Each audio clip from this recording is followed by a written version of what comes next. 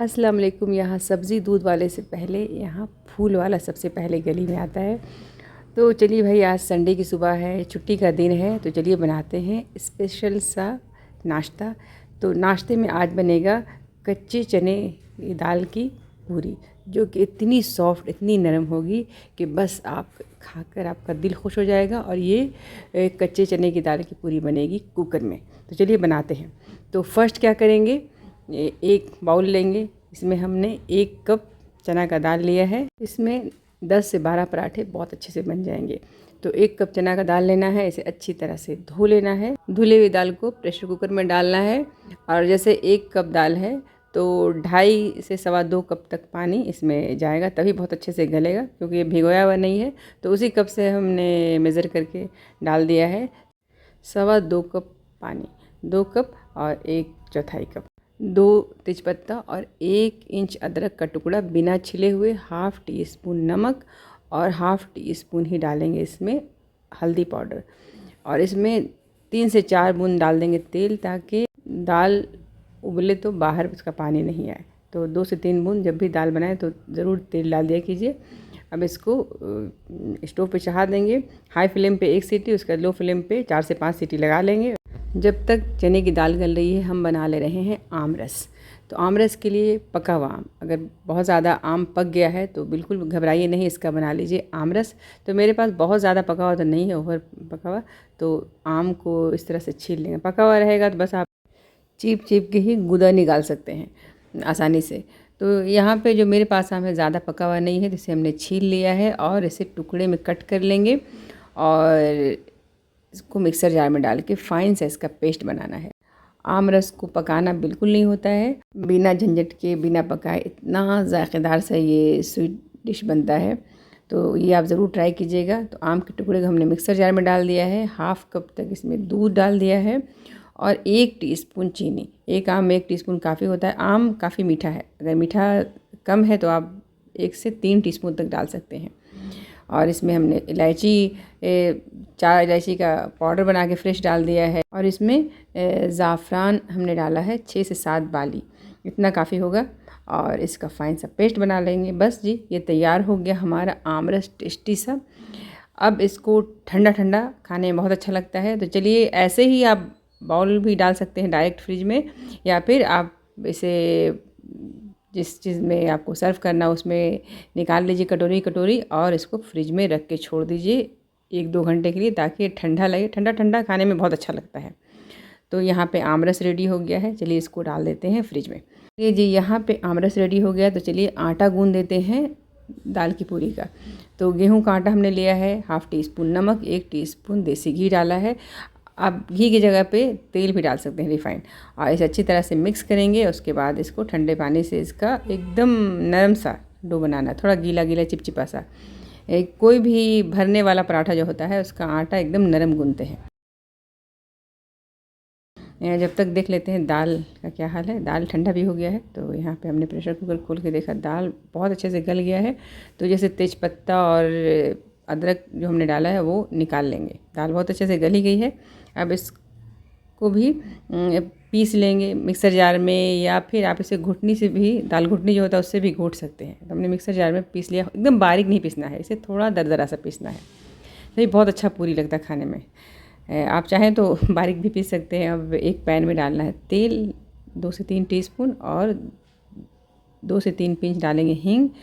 1 teaspoon डालेंगे इसमें ज़ीरा और हींग हल्का सा फ्लेवर छोड़ दे, ब्राउन हो जाए तो इसमें डाल देंगे बारीक कटी हुई हरी मिर्च, 1 मीडियम साइज़ का बारीक कट किया हुआ प्याज को चलाते हुए हल्का सा ब्राउन, इस तरह से ब्राउन करेंगे। लाइट गोल्डन ब्राउन हो तो जो दाल पीस के हमने रखा है, दाल में ध्यान रखिएगा नमक हमने डाल दिया है। अगर नमक कम है तब नमक डालिए। तो नमक, अच्छा नमक इसमें है, नमक डाला हुआ पहले से ही है। तो लाल मिर्ची कुटी हुई डाल दिया है। थोड़ा सा धनिया पाउडर डालेंगे और डालेंगे गरम मसाला, ½ टीस्पून से भी कम थोड़ा काली मिर्च पाउडर डालेंगे, और ज़ीरा और काली मिर्च भुना हुआ उसका पाउडर डाल दिया है।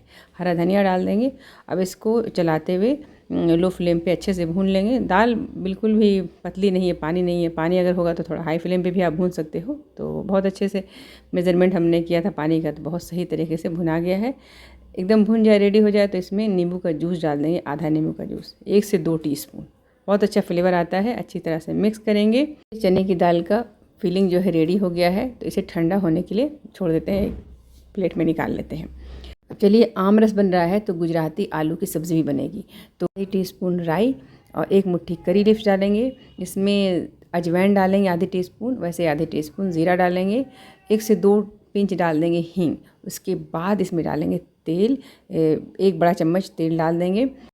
राई चटकने लगे तो इसमें डाल देंगे बारीक कट की हुई हरी मिर्च।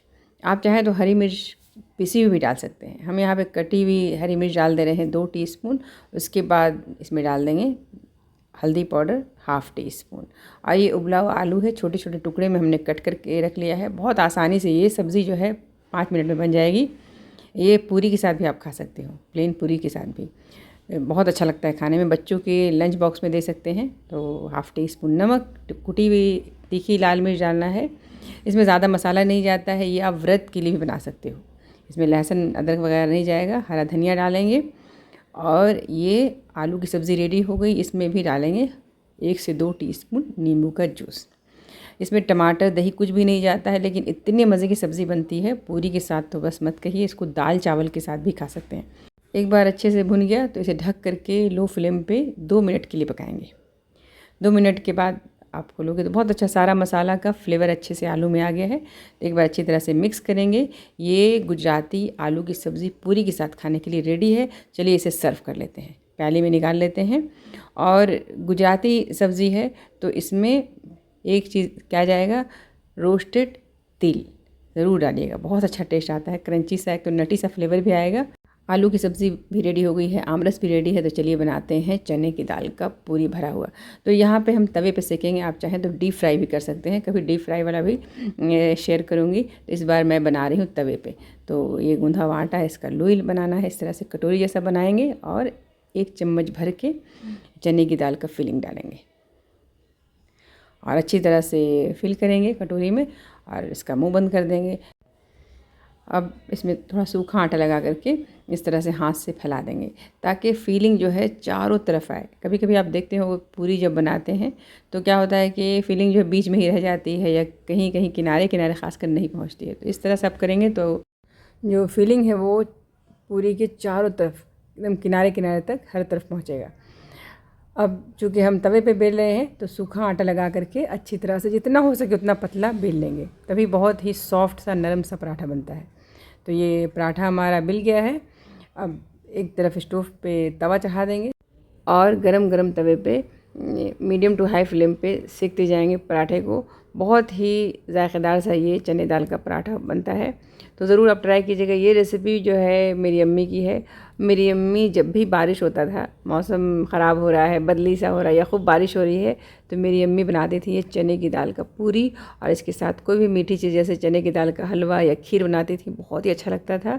तो ये चने की दाल की पूरी आप लाजमी ट्राई कीजिएगा और आमरस के साथ आप चाहें तो आलू की सब्ज़ी भी बना लीजिएगा साथ में, बहुत ही अच्छा लगेगा खाने में। ये तो पूरी इतनी जायकेदार है कि सिर्फ पूरी ही काफ़ी है। इसके साथ अगर अचार थोड़ा हो तो बस काफ़ी हो जाता है। तो आप जैसे भी दिल चाहे वैसे ट्राई कीजिएगा। और ये वीडियो आपको अच्छा लगेगा, ये रेसिपी अच्छी लगेगी तो ज़रूर हमारे वीडियो को लाइक शेयर कीजिएगा, चैनल को सब्सक्राइब करना बिल्कुल ना भूलिएगा और खूब सारा अपना ख्याल रखिएगा, हमें भी दुआओं में याद रखिएगा।